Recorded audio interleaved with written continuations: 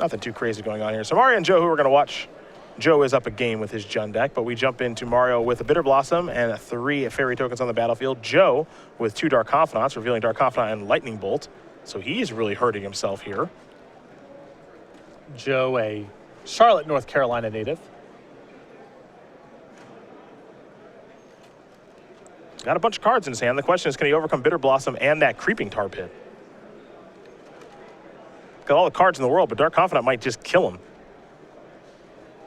Especially when you're getting chip shot in the air by Bitter Blossom tokens. It's a tough squeeze for Dark Confidant. You want to talk about an underplayed powerful card. Bitter Blossom, man. Got unbanned and basically has done nothing. Yeah. Many have tried with fairies. No success yet. I think the deck's underrated. I think that fairies is a reasonable deck. I think the thing for fairies is you have to figure out the way to work in a Snapcaster Mage package. Yeah. The deck already plays like a Snapcaster deck. Yes. He's got to find a way to get it into the deck. And I have to imagine there's a build of fairies out there that's not too hard to come up with that would be spectacular against Grixis control. That just has to be a thing. Yeah. Here comes the Dark Confidants. This feels like a please block them attack. I mean, Joseph's also got a full hand, though. It's not like it's no risk for Mario to say no blocks. Yeah.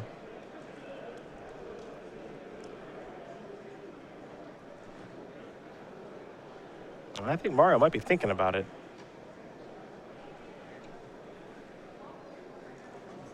Couple of cards in hand here for Lillard. It's a tough spot for Mario here because you can't really get a read on the situation. Joseph has to attack no matter what because there's no value from blocking. 2 damage will come through. Lillard down to 10. Yeah, you see how many cards. Herrera has like 9 cards in hand. So clearly Dark Confidant has been going for a while.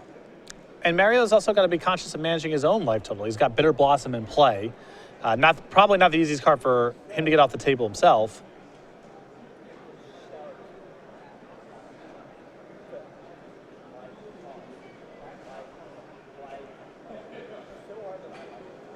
What does Joe want to cast this turn?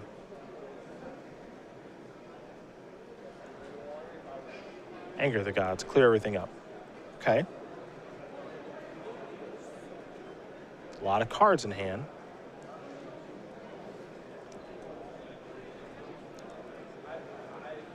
Herrera does have that copy of Abbot of Carroll Keep in hand. Curious if he wants to play that.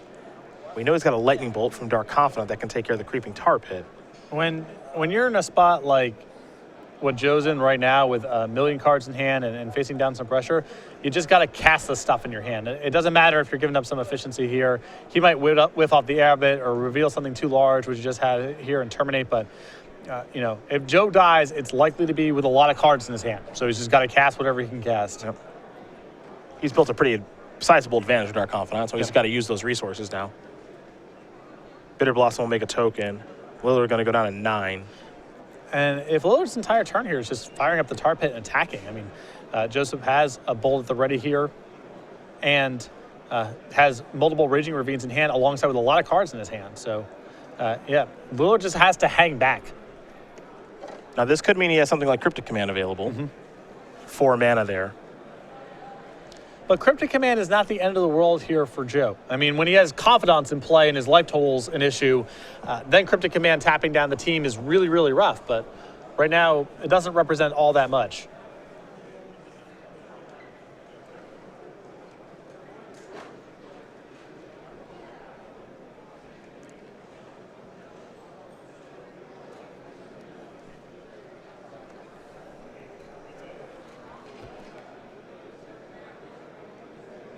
Oh, Joe's going to try to find a way to navigate through this. 9-5.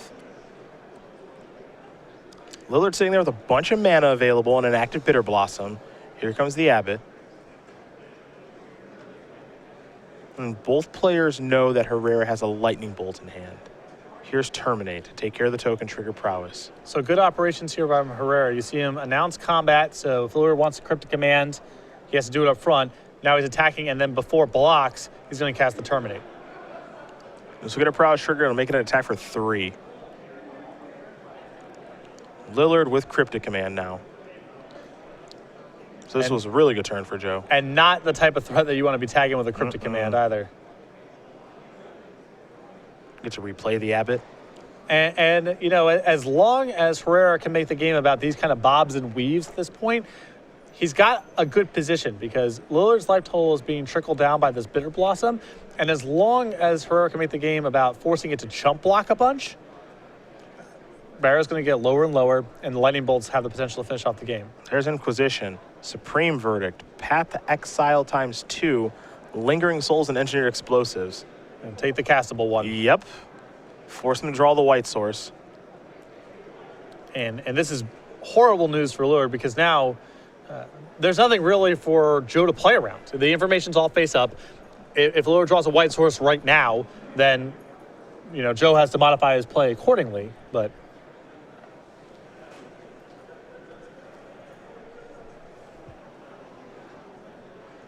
You can see, you know, Joe is starting to convert all those extra cards. When we came into the game, he had 9 cards in hand. It looked like he was falling behind on the board and might get kind of trickled out. Now he's converting them into real resources. Is it white mana? It does not appear to be the case. Lillard's in this weird spot now where he's kind of on defense, but kind of not. Here comes Tar Pit. An aggressive activation when you know your opponent has Lightning Bolt. Yeah. Just going to pass the turn back. And one thing that Herrera can do now, he can safely activate Raging Ravine. Yeah, he knows that island just came off the top. Mm-hmm.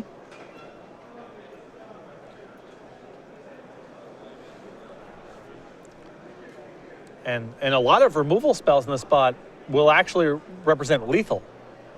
Like this Terminate, perhaps. Yeah, and that's going to do it. Joe Herrera is going to win this match over Mario Lillard.